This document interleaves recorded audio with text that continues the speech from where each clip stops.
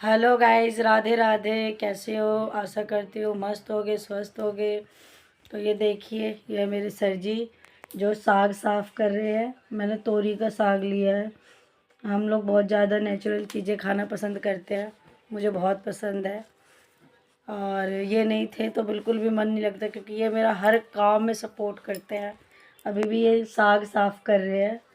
ये इस मामले में बहुत बहुत अच्छे हैं, हर चीज़ में सपोर्ट करते हैं मेरा, हर चीज़ में जो भी इनसे पॉसिबल होता है हर काम कर देते हैं, हेल्प कर देते हैं।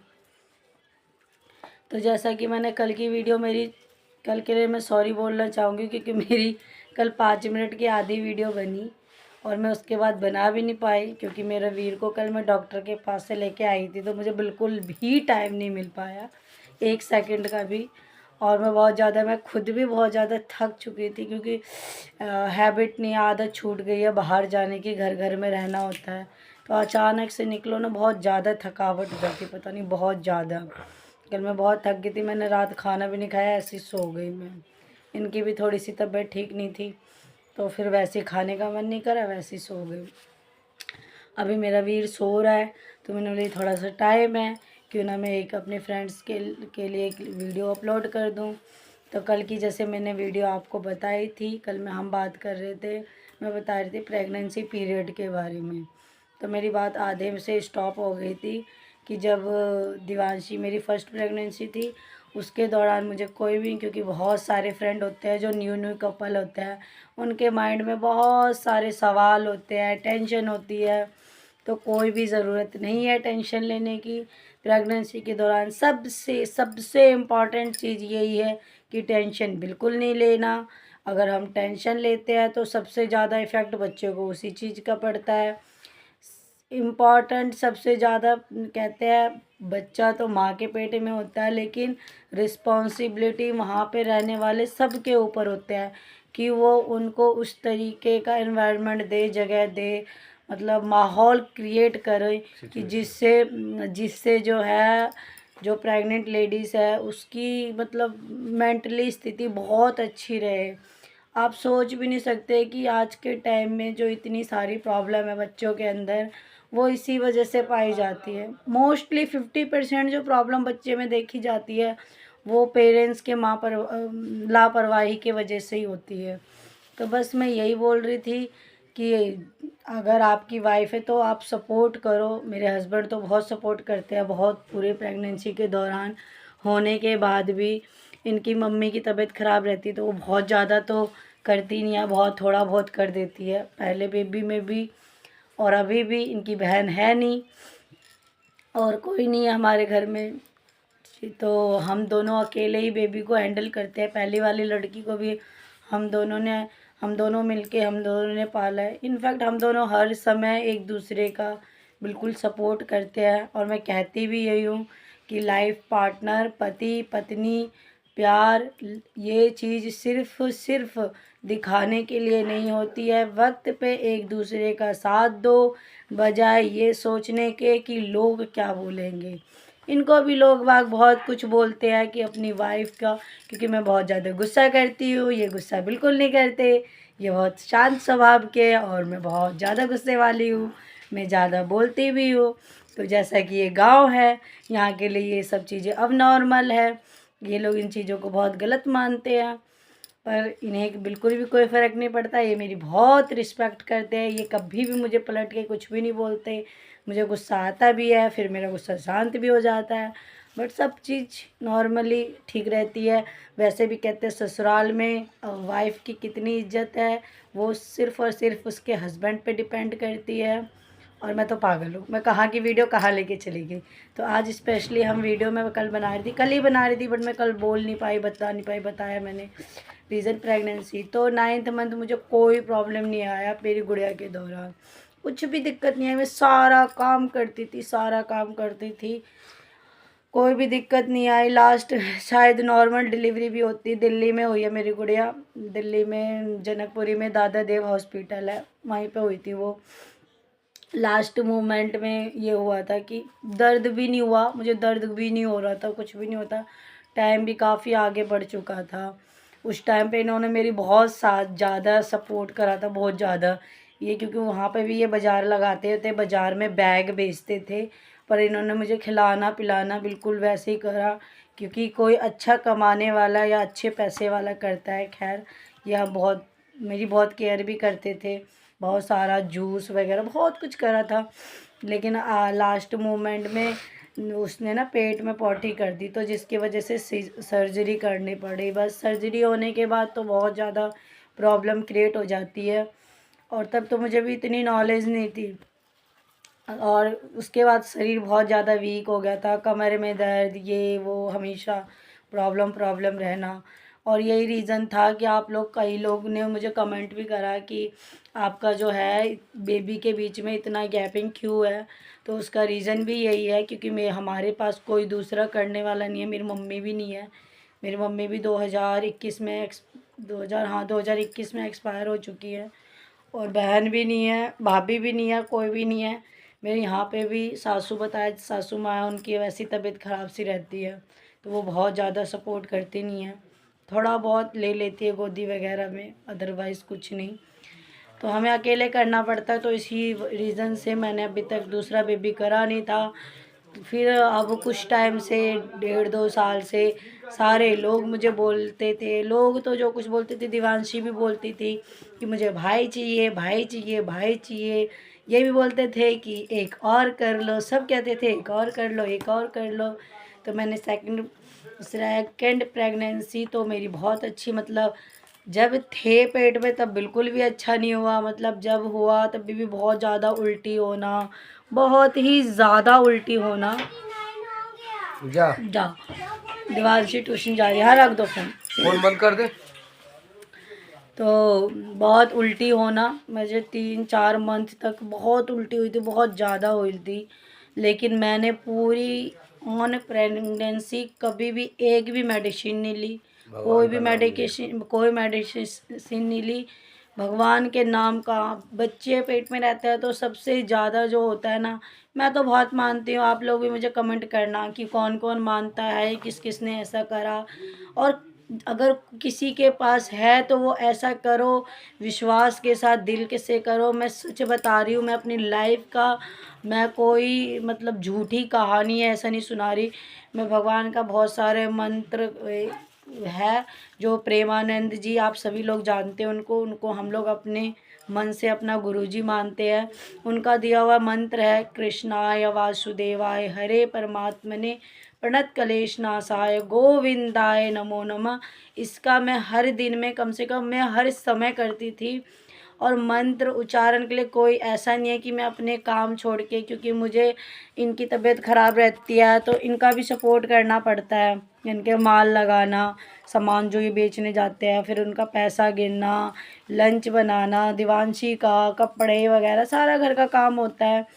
तो ऐसा नहीं है कि मैंने अपने इस मंत्र का पाठ करने के लिए कोई मैं अलग से बैठती थी या अलग से कुछ भी होता था, ऐसा कुछ भी नहीं है। मैं अपने सारे काम के रूटीन के दौरान इस मंत्र का उच्चारण नाम हृदय में लेती थी। जब मैं लेबर रूम में भी गई तो 9th मंथ, फिर मेरा 8th मंथ तक तो वैसे थोड़ी बहुत दिक्कत थी, 9th मंथ लगते के साथ ही हमेशा कमर में दर्द और बहुत ज़्यादा ही दिक्कत थी मुझे पूरी प्रेगनेंसी।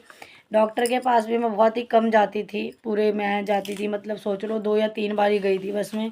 वो भी सिर्फ अल्ट्रासाउंड वाले हैं, इनके फ्रेंड है ना, तो वो अल्ट्रासाउंड करते हैं, तो उनके दौरान बस ये पता कर लेते थे कि बच्चा ठीक है, पानी वानी सब चीज़ ठीक है, बस ठीक है। उसके बाद मैं कभी नहीं जाती थी, ना मैंने कोई बीपी चेक करवाया, ना मैंने थायराइड चेक करवाया, मैंने कुछ भी चेक नहीं करवाया, मैं नहीं गई। मैं बहुत ज़्यादा बहुत इतनी प्रॉब्लम को फेस करा, फीवर भी आते थे पर मैं कोई मेडिसिन नहीं खाती थी।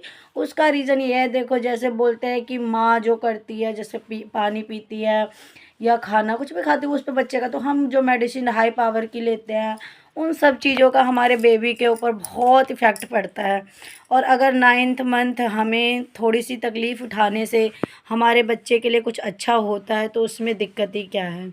और वैसे भी माँ के अंदर तो एक सुपर पावर होती है। लास्ट मोमेंट पे भी जब हम हॉस्पिटल गए, 4 जून को हुआ हमारा वीर, तो 3 तारीख को 2 तारीख को भी हम आए हैं दिखा के, तो तभी भी मुझे बोला कि नहीं अभी नहीं होगा, हालांकि मुझे थोड़ी बहुत दर्द हो रहा था कमर वगैरह में, थोड़ा बहुत, बहुत ज़्यादा भी दर्द नहीं कह सकते, ऐसा भी दर्द नहीं कि असहनीय वाला। तो उन बोले 10 तारीख तक होगा, 10 जून तक होगा, अभी बेबी नहीं होगा। बट उस दिन मंडे की रात को, 3 जून की रात को मुझे बहुत सारी रात नींद नहीं आई, बहुत दर्द हुआ बहुत, एंड वाटर डिस्चार्ज चालू हो गया। तो मैं रात फिर कैसे कैसे करके फिर भी मैं रात को नहीं गई। रात को नहीं जाने का भी रीज़न यही था फ्रेंड कि मेरे हस्बैंड बहुत ज़्यादा मतलब बीमार रहते हैं। बीमारी भी क्या है, ऐसी कोई बीमारी भी नहीं है जो मैं आप लोगों के साथ शेयर करूं या ये बोलूँ भी कि बहुत गंभीर बीमारी है। और लेकिन बस प्रॉब्लम ये है कि ये ज़्यादा जग नहीं सकते, थकावट इन्हें बर्दाश्त नहीं है, वरना इन्हें फिट्स आ जाते हैं, चक्कर आ जाते हैं। और अभी भी सारे टेस्ट MRI सब कुछ करवाए हैं, लेकिन उसमें कुछ भी नहीं आया। ठीक है, तो इसी वजह से मैंने इनकी नींद ख़राब ना हो इस रीज़न से सारी रात में दर्द में रही। अपने बाके बिहारी लड्डू गोपाल का वही जो मैंने अभी आप लोगों को मंत्र बताया वो पढ़ते हुए देन फिर हम हॉस्पिटल गए। मंडे की सुबह, मंगलवार की सुबह 4 जून को 6 बजे 6 बजे गए। जब भी मैं इनको बोली तो कह रहे अभी तो थोड़ी देर रुक जा, थोड़ी देर के बाद जाएंगे। मैंने बोला अब मैं रुकने वाली नहीं हूँ कि सारी रात मैंने आपको सोने दिया, अब बिल्कुल भी ज़रूरत नहीं है। ठीक है, तो ऐसे हमारे भोले भाले भोंदू से पति है ठीक है, जो डिलीवरी को भी रोकने की प्लान में रहते हैं, जो अपने हाथ की बात बिल्कुल भी नहीं है। तो फिर हम गए, फिर वहाँ जाने के बाद भी ऐसे सिचुएशन, क्योंकि मेरी फर्स्ट बेबी जैसे कि सर्जरी से हो रखी है, तो उन लोगों का डॉक्टर गवर्नमेंट हॉस्पिटल में हुआ, हमारे सुपौल जिला में ही है सदर हॉस्पिटल, उसमें ही हुआ है हमारा बाबू। तो वहाँ पे भी बोलने लग गए कि जो फर्स्ट बेबी जो है उससे सर्जरी से हुआ, तो सेकंड भी सर्जरी से ही होगा। ठीक है, मैं भी बहुत ज़्यादा मतलब काफ़ी देर तक बर्दाश्त करे। और फिर उन्होंने कह रहा है कि बेबी भी बहुत ऊपर है, बेबी का हेड बहुत ऊपर है, सर्जरी से हो गया, बच्चा भी हैवी है, 3 kg का था मेरा बेबी। तो फिर बोले कि और वाटर भी सारा डिस्चार्ज हो चुका है। तो फिर मैंने भी बोला कि चलो ठीक है, कोई बात नहीं, जब होगा ही सर्जरी तो फिर इतना दर्द बर्दाश्त करके क्या ही फ़ायदा।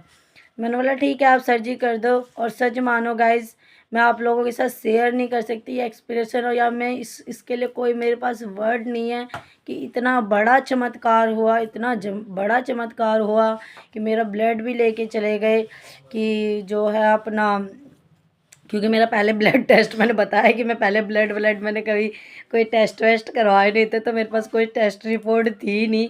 अगर साइड टेस्ट रिपोर्ट रहती तो तभी मेरा सर्जरी हो जाता, लेकिन टेस्ट रिपोर्ट ना होने के कारण उन्होंने बोला कि आपको जो है ये टेस्ट करवाने पड़ेंगे।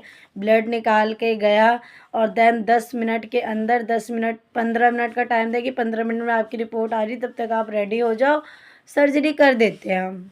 मतलब ठीक है, मैंने भी बोला कोई बात नहीं। मैंने बोला, हालांकि अंदर से तो मैं बहुत ज़्यादा परेशान थी, क्योंकि मैंने बताया कि हमारे घर में कोई करने वाला नहीं है, क्योंकि आफ्टर डिलीवरी प्रेगनेंट दिवांशी के टाइम में मम्मी थी मेरी, तो उनने ही सारा कुछ करा था, इस टाइम तो कोई नहीं था। तो बहुत हम दुखी भी थे, बहुत परेशान थे कि कैसे होगा, सर्जरी हो जाती है तो फिर तो बहुत मुश्किल होती है, 3 महीने बेड रेस्ट होता है, उठ भी नहीं सकते, बहुत दिक्कत होती है, कौन जगेगा कौन देखेगा हम लोगों को। 10 मिनट 15, जब तक रिपोर्ट आई उससे पहले एकदम से ही दर्द बड़ी तेज़ की उठा।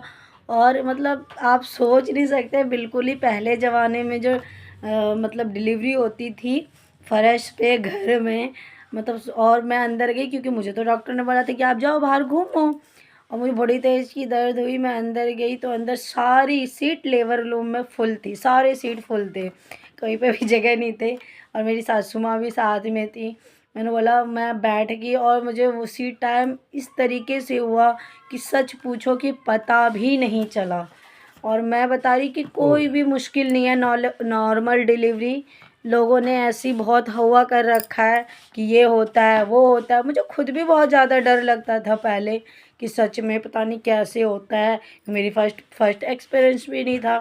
सच पूछो तो मेरे जो दर्द ऐसा इतना ज़्यादा नहीं था, मैं डर के बारे मैंने हाँ कर दी कि हाँ सर्जरी कर दो, क्योंकि मुझे खुद लगता था कि नॉर्मल डिलीवरी में बहुत ज़्यादा पेनफुल होता है, पर बिल्कुल भी नहीं हुआ। और रूटीन क्या था वही मैंने बताया। मैंने नेचुरल चीज़ें बहुत ज़्यादा खाती थी, नेचुरली चीज़ें। मैं बाहर का मैंने सब कुछ, हालांकि मुझे बहुत पसंद है मोमोज़ वगैरह, चाइनीज़ फूड, ऑयली, पर मैंने उस 9th मंथ के दौरान सब कुछ अवॉइड करा था। नेचुरल दूध लेती थी 1 गिलास, हाफ केजी केले खाती थी, नेचुरल फ्रूट्स वगैरह, वेजिटेबल्स, मूली मैं 2-2 किलो 1-1 किलो खा लेती थी ना। मैंने कोई जूस लिया, मैं ऐसे ही आप लोगों को बोलने लगूं। और आपने तो देखा ही है मेरे वीर को कि मेरा वीर कैसा है। 3 केजी का मेरे बेबी भी हुआ था, बहुत अच्छा, सब कुछ नॉर्मल हुआ था, कोई दिक्कत वाली बात नहीं है। तो जो भी लेडीज़ अगर इस हिसाब से है, अगर टेंशन में है, तो आप लोगों के लिए टेंशन लेने की बिल्कुल भी ज़रूरत नहीं है। आप बिल्कुल टेंशन फ्री हो, कोई दिक्कत नहीं होती लेबर वार्ड में। लोगों ने ऐसी हुआ कर रखा है। बस मैं तो ये बोलूँगी, छोटा आप जिस भी भगवान को मानते, मैं ये नहीं कह रही कि मेरे बाके बिहारी को कि यही मंत्र, आप जो भी भगवान का, आप सिर्फ नाम जाप भी कर सकते हो, राम सीता कृष्ण, कुछ भी नाम जाप कर सकते हो। हर भगवान में हर उतनी ही शक्ति है, बस हृदय से अपने मन से करो। और बटरफ्लाई वाला एक्सरसाइज होता है ना, वो करते रहो। आफ्टर 4 मंथ के बाद से मैं भी करती थी, बस देन सब कुछ अच्छा होगा। ठीक है, आज थोड़ी सी वीडियो बहुत लंबी हो गई है, तब तक के लिए बाय बाय, राधे राधे, मिलते हैं नेक्स्ट वीडियो में, बाय बाय।